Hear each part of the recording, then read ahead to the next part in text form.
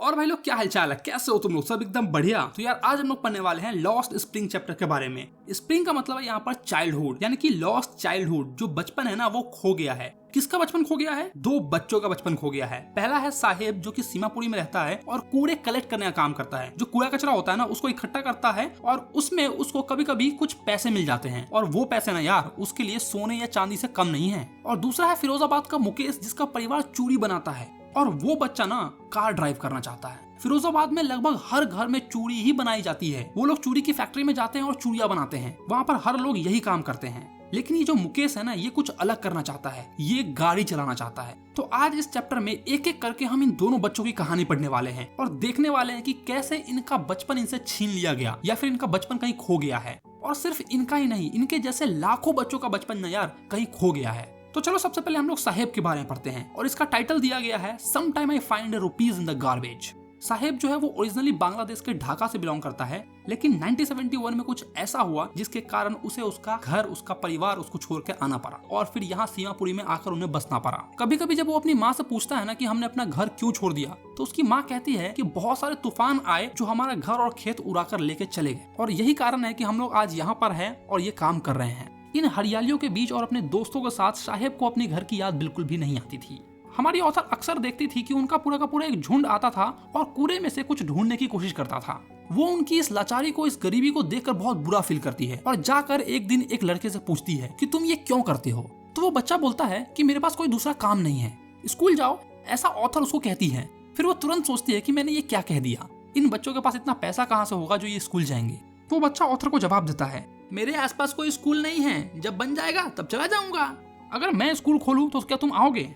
हाँ आ जाऊंगा। एक चौड़ी मुस्कुराहट के साथ वो ऐसा बोलता है। इससे हमें ये पता चल रहा है कि वो बच्चा स्कूल जाना तो चाहता है, लेकिन उसके लिए, उन जैसे बच्चों के लिए गवर्नमेंट ने कभी स्कूल बनवाया ही नहीं। कुछ दिन बाद वो लड़का भागते हुए हमारी ऑथर के पास आता है और पूछता है, क्या आपका स्कूल बन गया? और उस समय हमारी ऑथर को बहुत बुरा फील होता है। उनको ये एहसास हो जाता है कि उन्होंने इस बच्चे से झूठ बोला, एक झूठी उम्मीद दे दी है, इनको एक झूठा वादा कर दिया है कि हाँ मैं स्कूल तैयार करूंगी, जो कि वो कभी भी करने वाली नहीं थी। और वो ये भी सोचती है कि मेरे जैसे पता नहीं कितने लोगों ने इसे झूठे वादे किए होंगे और इस अंधेरी दुनिया में ये बच्चे एक झूठे आस की उम्मीद लेकर घूम रहे हैं। ना तो ऑथर स्कूल बनवाने वाली थी और ना ही गवर्नमेंट स्कूल बनवाने वाली थी। उस बच्चे को जानने के कुछ महीने बाद ऑथर उसका नाम पूछती है कि तुम्हारा नाम क्या है, और वो बच्चा घोषणा करता है साहेब आलम, जिसका अर्थ होता है लॉर्ड ऑफ यूनिवर्स, यानी कि ब्रह्मांड का राजा। लेकिन उस बच्चे को उसके नाम का मतलब नहीं पता था और हमारी ऑथर ये सोचकर मुस्कुराती है कि अगर इस बच्चे को इसका नाम का पता चल जाएगा कि ये ब्रह्मांड का राजा है तो ये विश्वास ही नहीं करेगा। नाम से तो ये एक राजा है, लेकिन हकीकत में ये बहुत ही गरीब है। और साहेब बिना अपने नाम का अर्थ जाने हुए अपने दोस्तों के साथ घूमता रहता है। यह नंगे पैर वाले लड़कों की एक ऐसी सेना है जो सुबह एक पक्षी की तरह आती है और दोपहर होते होते गायब हो जाती है। कई महीनों के बाद ऑथर जो है उनमें से हर एक को पहचानने लगती है, क्योंकि वो अक्सर उनसे मिलती है, उनसे बातें करती है, तो अब उनको हर एक का नाम और सब चीज पता हो गया है। तो उनमें से वो एक से पूछती है कि तुमने चप्पल क्यों नहीं पहन रखी है। तो वो बच्चा जवाब देता है, मेरी माँ ने उन्हें सेल्फ से नीचे नहीं उतारा तो मैं कैसे पहनूं। वो सीधा सा जवाब देता है, अगर वो उतार भी देती तो वो उनको फेंक देता। पीछे से एक दूसरा बच्चा बोलता है जिसने दो अलग अलग प्रकार के जूते पहन रखे थे, जिससे ये साफ साफ पता चल रहा है कि उसे कूड़े के ढेर में कहीं वो जूते मिल गए हैं और उसने वो पहन लिए। और जब मैं उस बच्चे की तरफ देखती हूँ तो वो अपने जूते पीछे कर लेता है और कुछ भी नहीं बोलता है। और फिर वहीं खड़ा एक दूसरा बच्चा बोलता है, मुझे जूते चाहिए। एक ऐसा लड़का कहता है जिसे जीवन में कभी भी जूते नहीं मिले।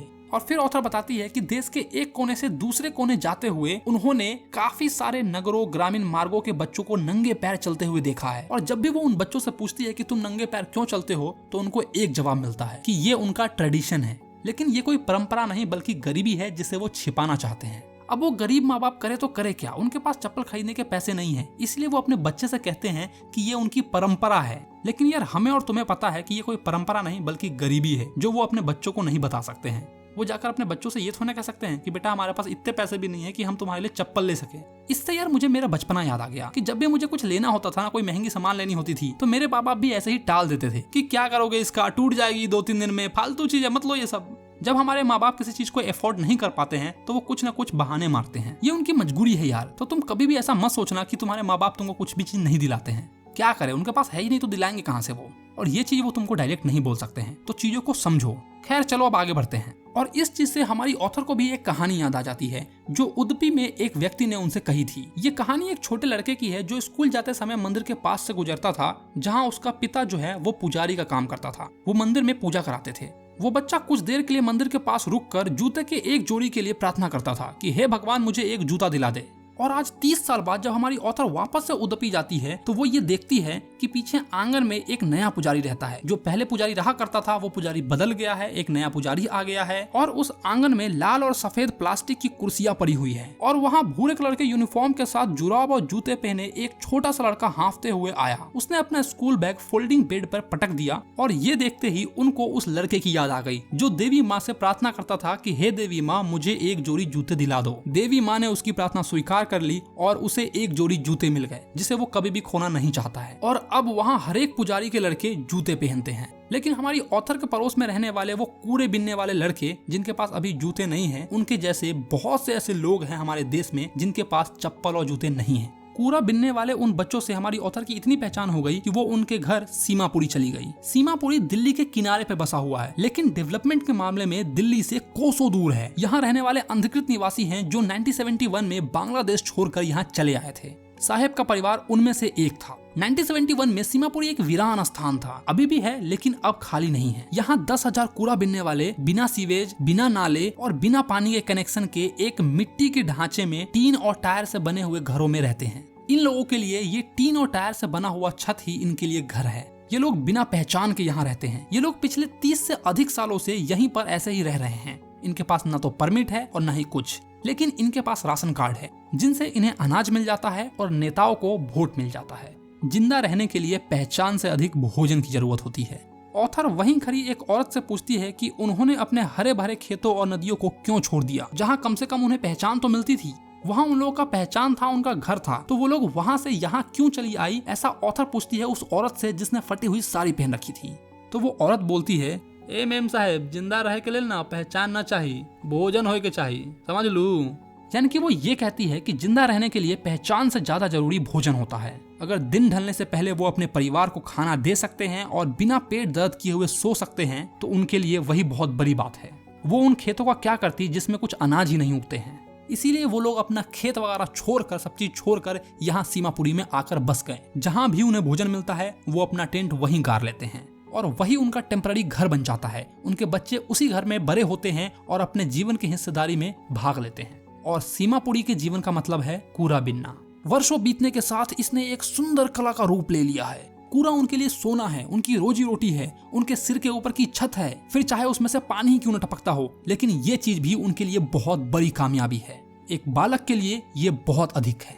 कभी कभी मुझे 1 रुपया मिल जाता है, 10 का नोट भी, ऐसा साहेब कहता है हमारी ऑथर से। साहेब की आंखों में एक चमक थी जब वो ये बोल रहा था ना कि कभी कभी उसे 1 रुपए मिल जाते हैं, कभी कभी 10 का नोट भी मिल जाता है, तो वो एकदम खुश था। अगर तुम्हें भी उस कूड़े में सोना या चांदी मिले तो क्या तुम और ढूंढने की कोशिश नहीं करोगे? बिल्कुल करोगे, क्योंकि और पाने की एक आस लगी रहती है। ऐसा लगता है कि बच्चों के लिए कूड़े का मतलब वो नहीं जो उनके माता पिताओं के लिए है।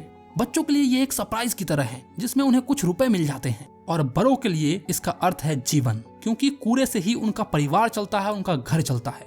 सर्दियों की एक सुबह पड़ोस के क्लब के बाहर वाले गेट पर मैं साहेब को खड़ा पाती हूँ जब वो सफेद कपड़े पहने हुए 2 युवक को टेनिस खेलते हुए देखता है। मुझे ये खेल पसंद है। बाढ़े के पीछे खड़ा संतुष्टि से उस खेल को देखते हुए कहता है, जब कोई आसपास में नहीं होता है तब मैं अंदर चला जाता हूँ, चौकीदार मुझे झूला झूलने देता है। वो इस बात को स्वीकार करता है। साहेब ने भी टेनिस के शूज पहन रखे थे जो उसके रंग उड़े निक्कर और कमीज के साथ बिल्कुल अजीब लग रहा था। ये किसी ने मुझे दिए थे। वो जूते के बारे में बोल रहा है कि जूते उसे किसी ने दिए हैं इसलिए ये नए हैं। ये बात साफ स्पष्ट था कि किसी अमीर घर के लड़के ने उस जूते को फेंक दिया था क्योंकि उसमें छेद हो गया था, और वो जूते अब साहेब को मिल गए हैं और वो उसके लिए नए जैसे हैं। नंगे पैर घूमने वाले लड़के के लिए छेद वाले जूते भी किसी सपने से कम नहीं होते। It's like dream comes true. पर जिस खेल को वो इतने ध्यान से देख रहा था वो उसकी पहुंच से बहुत दूर था। कई दिन बीत जाते हैं, ऑथर को साहेब नहीं दिखता है, लेकिन आज सुबह साहेब मिल्क बूथ की तरफ जा रहा था।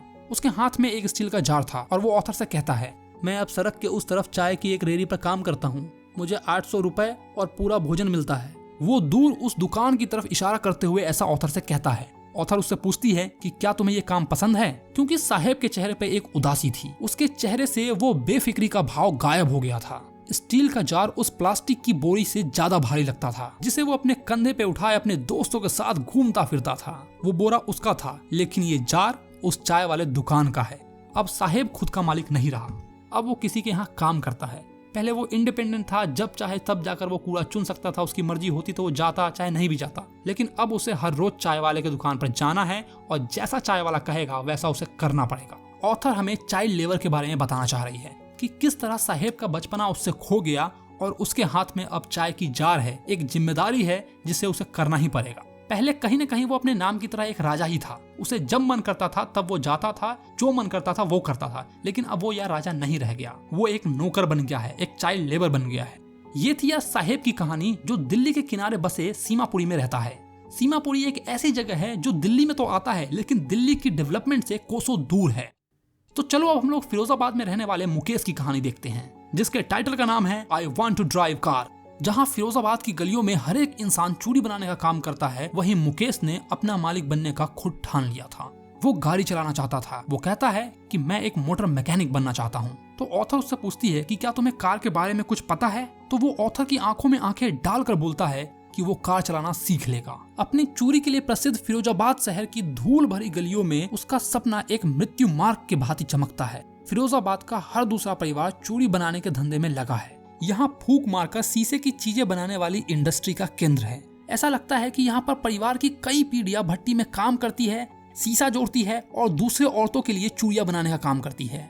मुकेश का परिवार भी उनमें से एक है। उनमें से कोई नहीं जानता है कि हवा और प्रकाश से वंचित अंधेरी कोठरियों में उच्च तापमान वाली शीशे की भट्टी पर काम करना इल्लीगल है। उन बच्चों के लिए ये एक गैर कानूनी काम है। ऑथर यहाँ भी हमें चाइल्ड लेबर के बारे में बता रही है कि जो बच्चों से काम कराना ना, ये एक गैर कानूनी काम है। बच्चे ही नहीं यार, यहाँ पे बड़े भी काम करके अपनी आंखें खो देते हैं। अगर तुम्हें एक अंधेरी कोठरी में कैद कर दिया जाए और काम करने के लिए बोला जाए तो कैसा लगेगा। यहाँ के लोगों के लिए भी ये बिल्कुल ऐसा ही है। ये एक काल कोठरी में हाई टेम्परेचर पे काम करते रहते हैं, जिनसे इनकी आंखें खराब हो जाती है। न तो वो बाहर का उजाला देख पाते हैं और न ही कुछ और। ऑथर आगे बताती है कि अगर वहाँ पर कानून लागू कर दिया जाए तो उसके जैसे 20,000 बच्चों को भट्टी में से बाहर निकाल दिया जा सकता है, जहाँ वो अपना दिन का पूरा समय बिताते हैं और अपनी आंखें खो देते हैं। मुकेश बहुत ही ज्यादा एक्साइटेड था ऑथर को अपने घर ले जाने के लिए, क्योंकि उसका घर न वापस से बन रहा था। वो पूरे गर्व के साथ कहता है कि मेरा घर न वापस से नया बन रहा है। कूड़े के बदबूदार गलियों को हमने पार किया, गिरती हुई दीवारों वाली झोपड़ियां जिन्हें ये लोग घर कहते हैं, जिसके दरवाजे बहुत ही कमजोर हैं, खिड़कियां हैं ही नहीं और इंसान और जानवर दोनों एक साथ यहाँ रहते हैं। ऐसे ही एक दरवाजे पर वह रुकता है। कौन रुकता है? मुकेश। लोहे के एक कमजोर दरवाजे पर वह जोर से ठोकर मारता है और धक्के मारकर उसे खोल देता है। हम एक आधी बनी झोपड़ी में प्रवेश करते हैं, सूखे घास के छप्पर से ढके, जिसके एक हिस्से में लकड़ी से जलने वाला चूल्हा है, जिस पर एक बड़े बर्तन में पालक की पत्तियां उबाली जा रही है और कटी हुई सब्जियां बड़ी अल्मुनियम की थाली में जमीन पर रखी हुई है।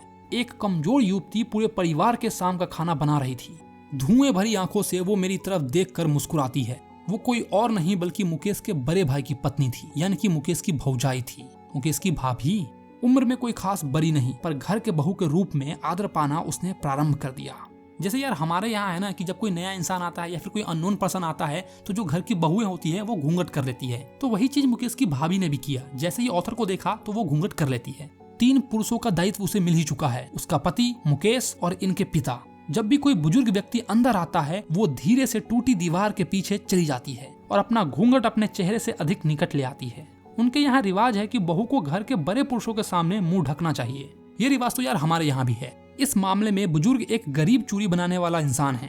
पहले दर्जी निर्माता के रूप में वर्षों तक कठिन परिश्रम करने के बाद भी वो न तो अपने घर की मरम्मत करा सका और न ही अपने दोनों लड़कों को स्कूल भेज सका। वो केवल इतना ही कर सका कि जो वो जानता है वो अपने बच्चों को सिखा पाए, जो कि है चूड़ी बनाने का काम। ऑथर यहाँ मुकेश के पिता के बारे में बात कर रही है। जो उसके पिता थे ना, वो पहले एक टेलर थे और टेलर के रूप में वो ना तो अपने दोनों बच्चों को स्कूल भेज सके और ना ही उनकी घर की मरम्मत करा सके। बाद में वो चूड़ी बनाने लगे और अपने दोनों बच्चों को भी यही सिखाया कि तुम लोग भी चूड़ी बनाओ। जब हमारी ऑथर मुकेश और मुकेश की भाभी को बड़े गौर से देख रही थी तो पास खड़ी मुकेश की दादी कहती है, बेटा यही उसका कर्म है, उसका भाग्य है, भगवान के लिखा कोई मिटा सकता है क्या? मुकेश की दादी जिन्होंने स्वयं अपने पति को शीशे की चूड़ियों पे पॉलिश करने वाले धूल से अंधे होते देखा है, वो ऐसा कहती है। वो जानती है कि उनका पोता भी आगे चलकर अंधा हो जाएगा, उनका बेटा भी अंधा होने वाला है, लेकिन फिर भी वो कुछ नहीं कर सकती। वो इस चीज को अपना भाग्य मानती है, अपना दुर्भाग्य मानती है। मनिहारों की जाति में जन्म लेकर उन्होंने चूड़ियों के अलावा कुछ भी नहीं देखा है। मनिहारो यार चूड़ी वाले को कहते हैं, जैसे कि जो मिट्टी का काम करते हैं उसे कुम्हार कहते हैं, जो बाल काटता है उसे नाई कहते हैं, वैसे ही चूड़ी बनाने वाले को मनिहारो कहते हैं। घर में, आंगन में और हर दूसरे घर में फिरोजाबाद की हर गलियों में चूड़ियों के गुच्छे धूप से सुनहरी, धान सी हरी, गहरी नीली, गुलाबी, बैंगनी, हर उस रंग की जो इंद्रधनुष के 7 रंगों में होती है, खाली पड़े आंगनों में ढेर लगे होते हैं। यानी कि फिरोजाबाद की हर गलियों में, हर जगह पे तुमको सिर्फ चूड़ियां ही चूड़ियां दिखेगी। और यही चूड़ियां ठेलों पर इन गंदे मकान से शहर की उन गलियों में जाती है जहां औरतें इसे खींच कर ले जाती है। यहाँ पर ऑथर हमें ये बताना चाह रही हैं कि इन्हीं गंदे मकानों से ये चूड़ियां जो है ना शहर में जाती है और वहाँ खूबसूरत औरतें अपने हाथों में पहनती हैं इसे। ऑथर हमें ये एहसास दिलाना चाहती है कि जब हम किसी गरीब को देखते हैं तो हम कैसे रिएक्ट करते हैं, लेकिन हम ये भूल जाते हैं कि वही गरीब इंसान हमारी डेली जरूरतों की चीजों को बनाता है। अंधेरी झोपड़ियों में टिमटिमाते तेल की लैंप की लो फ्लेम लाइट्स पर लड़के लड़कियां अपने माताओं पिताओं के पास बैठे शीशे की रंगीन टुकड़ों को जोड़कर गोल चूड़ियां बनाते हैं। उनकी आंखें बाहर के प्रकाश की अपेक्षा अंधेरों के अधिक अनुकूल हो पाती है। मतलब उन्हें नेचर की लाइट से ज्यादा अच्छी अंधेरी रूम में वो टिमटिमाती तेल की लाइट अच्छी लगती है, क्योंकि दिन रात उनको वहीं पर काम करना पड़ता है। और यही कारण है कि वहाँ बच्चे एडल्ट होने से पहले अपनी आंख की रोशनी खो देते हैं। फीके गुलाबी रंग के ड्रेस पहने सविता नाम की एक युवा एक बुजुर्ग महिला के पास बैठे शीशे की टुकड़े को जोड़ रही थी। किसी मशीन के चिमटे की तरह उसकी हाथ फटाफट चल रहे थे और ऑथर उसे देखकर ये सोचने लगती है कि जिस चूड़ी को ये बना रही है, क्या वो उसकी पवित्रता को जानती है? जिन्हें बनाने में वो सहायता कर रही है, यह एक भारतीय महिला का सुहाग का प्रतीक है और विवाह में पवित्र माना जाता है। और इस चीज का पता उसे अचानक ही एक दिन लगेगा जब उसके सिर पर लाल दुपट्टा होगा, उसके हाथ लाल मेहंदी से रंगे होंगे और लाल चूड़ियां उनके हाथों की कलाई में चढ़ा दी जाएगी। तब वो दुल्हन बन जाएगी और उस दिन उसे इस चूड़ी का महत्व पता चलेगा, बिल्कुल अपने पास बैठी उस बुजुर्ग महिला की तरह जो काफी समय पहले ही दुल्हन बन गई है। चूड़ियां तो अब भी उस बुजुर्ग महिला की हाथों में है, लेकिन उनकी आंखों की रोशनी चली गई है। देख रहे हो तुम लोग, उस बूढ़ी औरत की भी आंखों की रोशनी चली गई है और उस बच्ची सविता के भी आंखों की रोशनी एक दिन चली जाएगी। एक वक्त पेट भर खाना भी नहीं खाया, प्रसन्नता से विंचित आवाज में वो बूढ़ी औरत कहती है। उसने अपने पूरे जीवन में कभी भी भरपेट खाना नहीं खाया था, यही है उसकी कमाई। दिन रात वो शहर की औरतों के लिए चूड़ियां बनाती है, लेकिन पेट भर खाना भी नहीं खा पाती। चूड़ियां बनाते बनाते अचानक ही उसे एक दिन चूड़ियां पहना दी जाती है, यानी कि उसकी शादी हो जाती है और धीरे धीरे वो अपनी आंखों की रोशनी खो देती है। पूरा जीवन बीत गया और न तो वो भरपेट खाना खा पाई और न ही अपने परिवार के साथ शांति से जी सकी। यही है फिरोजाबाद की हर एक औरत की कहानी। लहराती हुई दाढ़ी वाला उसका बूढ़ा पिता कहता है, मुझे चूड़ियों के अलावा कुछ नहीं पता, मैंने सिर्फ इतना किया है कि अपने परिवार के रहने के लिए मकान बनवा दिया है। उनकी बात सुनकर ऐसा लगता है कि उन्होंने कुछ ऐसा पा लिया है जो बहुत से लोग अपने जीवन में नहीं पा सके हैं। अभी भी बहुत से लोगों के लिए वो सपना ही है। उसके सिर के ऊपर छत है, जो भारत में बहुत से गरीब लोगों के पास नहीं है। चूड़ी के धंधे चलाने के अलावा कोई और काम के लिए उनके पास पैसे नहीं है। पेट भर भोजन न होने के रोने की हर घर में आवाज सुनाई देती है। नए युवक भी अपने बड़ों के रोने को दोहराते हैं। लगता है कि फिरोजाबाद में समय के साथ कुछ नहीं बदला है। यहाँ पर इन लोगों की गरीबी दिखाई दे रही है। पहले तो खाने के लिए कुछ नहीं था, अभी भी कुछ खाने के लिए नहीं है। मतलब आज से बहुत साल पहले उनके दादा दादी भूखे सोते थे, भूखे रोते थे, और अभी के जो नए युवक हैं वो भी भूखे रोते हैं। उनके पास भी भरपेट खाने के लिए कुछ नहीं है। ये है यार फिरोजाबाद की कहानी। ऑथर वहाँ के जो यंग लोग हैं ना, उनसे कहती है कि आप लोग मिलकर कोई संगठन क्यों नहीं बनाते हैं, जिससे आप दलालों के चक्कर में ना पड़े और शहर में जाकर खुद ही चूड़ियां बेचे, जिससे आपको ज्यादा प्रॉफिट होगा और आप अच्छा कमा सकेंगे। तो वो लोग बताते हैं कि अगर हम लोग संगठित भी हो जाते हैं, यानी कि एक साथ भी आ जाते हैं, तो पुलिस हमें ही पकड़ेगी, पीटेगी और किसी गैर कानूनी काम में हमें फंसा देगी। उन लोगों के बीच कोई लीडर नहीं है जो उनको सही डायरेक्शन दिखा सके, सही गाइड कर सके, जो अपने हक के लिए लड़ सके। कोई ऐसा नहीं है जो उन्हें चीजों को अलग ढंग से सोचने में मदद कर सके। उनके पिता भी उन्हीं की तरह थके हुए हैं, हारे हुए हैं, पुलिस से डरते हैं, नेताओं से डरते हैं कि वो उनको किसी चीज में फंसाकर जेल में ना भेज दे। जो दलाल है वो उनको धमकी देते हैं, आगे नहीं बढ़ने देते हैं। तुमने साउथ की कई सारी ऐसी मूवीज देखी है जिसमें ऐसा होता है। वो लोग क्वाइल के अतिरिक्त एक ऐसी बात करते जाते हैं जो गरीबी से, घृणा से, लालच से और लालच से अन्य किसी और ले जाती है। उनकी बातों से मुझे दो भिन्न संसार दिखाई देते हैं। एक परिवार का जो गरीबी में फंसा हुआ है, अपने जन्म की जाति की कलंक से दबा हुआ है, और दूसरा साहूकारों का, दलालों का, सिपाहियों का, कानून के रखवालों और सरकारी अफसरों का, नेताओं का, जो इनकी कमाई के मजे लूट रहे हैं। इन सब ने मिलकर बच्चों के ऊपर वो बोझ डाल दिया है जिन्हें वो कभी भी उतार नहीं सकते हैं। कुछ चेतना जगाने से पहले ही अपने पिता की भांति इस चीज को स्वीकार कर लेते हैं कि यही हमारी जिंदगी है। इस जात में पैदा होने का मतलब ही है कि सिर्फ चूड़िया ही बनाओ और ऐसे ही मर जाओ। कुछ और करने का मतलब है हिम्मत, वो साहस जो वो कभी जुटा ही नहीं पा रहे हैं। जब मैं मुकेश के अंदर इसकी एक चिंगारी देखती हूँ तो मैं बहुत ही खुश हो जाती हूँ। जहाँ हर लोग अपनी गरीबी को, अपनी मजबूरी को स्वीकार कर लिए हैं, वहीं मुकेश जो है ना वो कुछ डिफरेंट सोच रहा है। वो सोच रहा है कि वो गाड़ी चलाएगा। मुकेश एक चाइल्ड लेबर ही है, काम कर रहा है, लेकिन वहाँ के बच्चों से कुछ अलग सोच रहा है, कुछ डिफरेंट करना चाहता है, अपने सपनों को पूरा करना चाहता है। मैं एक मोटर मैकेनिक बनना चाहता हूँ, वो इस बात को दोहराता है। वो गैरेज में जाएगा और सीखेगा, पर गैरेज तो उसके घर से बहुत दूर है। मैं पैदल चला जाऊंगा, वो जिद करता है। क्या तुम जहाज उड़ाने का भी सपना रखते हो? ऑथर उससे पूछती है, लेकिन वो कोई भी जवाब नहीं देता है। वो एकदम चुप हो जाता है। धरती की ओर देखते हुए वो धीरे से बुदबुदाता है, नहीं, वो उन कारों के सपनों से संतुष्ट हैं जिन्हें वो अपने शहर की गलियों में चलता हुआ भागता हुआ देखता है। क्योंकि फिरोजाबाद के ऊपर से जहाज बहुत कम उड़ते हैं। अगर फिरोजाबाद के ऊपर से जहाज उड़ते तो शायद मुकेश जैसा कोई और होता जो जहाज उड़ाने का भी सपना देखता। बस यार, यहीं पर तुम्हारा ये जो चैप्टर है ना, ये खत्म हो जाता है। हमने दो लड़कों की कहानी देखी, साहेब की और मुकेश की। साहेब एक ऐसा बंदा था जो अपनी लाइफ का राजा था। वो कूड़ा इकट्ठा करता था और अपने मन का मालिक था, लेकिन बेचारे को एक दिन जिम्मेदारी दी जाती है और उसके हाथ में चाय का जार थमा दिया जाता है। तभी से उसका बचपना छिन जाता है। वहीं दूसरी ओर मुकेश, जो चूड़ी फैक्ट्री में काम तो करता है, लेकिन उसका सपना है कि वो गाड़ी चलाना सीखे, वो कार ड्राइव करे। मुकेश अपने सपने को नहीं छोड़ता है। वो जिद करता है कि भले ही गैरेज मेरे घर से कितना भी दूर हो, मैं पैदल चला जाऊंगा। और ये हिम्मत, ये साहस फिरोजाबाद की गलियों में एक उम्मीद की तरह जगती है, जिससे हमारी ऑथर बहुत ही खुश हो जाती है। देखो यार, गरीबी हमारे देश में है और आज भी लाखों ऐसे बच्चे हैं जो ना तो स्कूल जाते हैं और ना ही चप्पल पहनते हैं। उन्हीं में से हमें मुकेश जैसा बनना होगा। हमें एक सपना देखना होगा, एक उम्मीद रखनी होगी और उस पर काम करना पड़ेगा। अलग सोचोगे, अलग करोगे, तभी भेड़ चाल से बचोगे, वरना जैसी जिंदगी तुम्हारे परिवार ने काटी है वैसे ही काटते रह जाओगे। अगर तुम एक मिडिल क्लास एक गरीब हो तो उसी गरीबी में दबे रह जाओगे। अगर उससे ऊपर उठना है तो कुछ करो, कुछ आगे बढ़ने के लिए करो। मैंने भी तुम लोगों के लिए कुछ सोचा है। मैं एक ऐप लाना चाह रहा हूँ, अपने वेबसाइट को रीडिजाइन करना चाह रहा हूँ, जिससे तुम MCQs टेस्ट दे सको और इस चैप्टर को और अच्छे से समझ पाओ। खैर, अगर तुम्हें ये चैप्टर अभी समझ में आ गया है तो वीडियो को लाइक करो, और अगर कुछ चीजें नहीं समझ में आई है तो नीचे कमेंट करके मुझसे पूछो कि हाँ भाई, मुझे ये चीज समझ में नहीं आई है। अपने भाई के साथ जुड़ने के लिए इस चैनल को सब्सक्राइब करो और मुझे इंस्टाग्राम पे जरूर फॉलो करो। चलो, तो मैं मिलता हूँ तुम्हें नेक्स्ट वीडियो में। Bye bye.